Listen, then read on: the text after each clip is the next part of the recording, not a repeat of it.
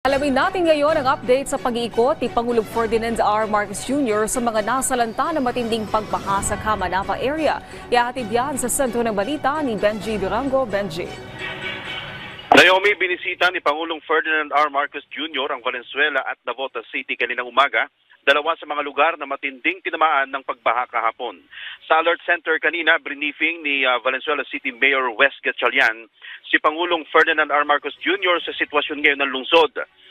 Baha pa rin ang ilang lugar sa Valenzuela at sa tala ng LGU. Nasa 72 o 77 evacuation centers ang kanilang binuksan mula sa 32 barangay ng Valenzuela.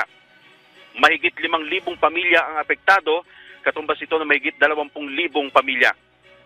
Nais maunawa ng Pangulo ang dahilan ng pagbaha sa Malabon o sa Valenzuela at ang sabi ni Mayor Wes, magkahalong tubig baha mula May Kawayan, Bulacan at high tide ang nagpabaha sa Valenzuela.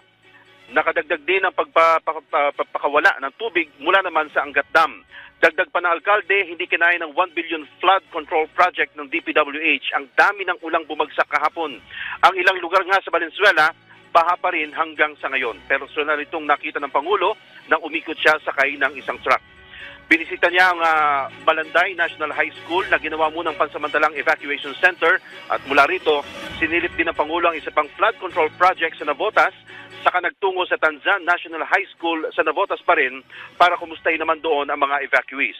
At sa ngayon, sa sumandaling ito, Naomi, bahang-baha pa rin dito sa Barangay Tanza dito sa Navotas at patuloy ang pagtaas ng tubig dahil naman pumapasok ang high tide mula sa dagat. Bangka na ang ginagamit na transportasyon dito ng mga residente at dahil nga sa patuloy na pagtaas ng baha. Naomi? Maraming salamat, Benji Durango.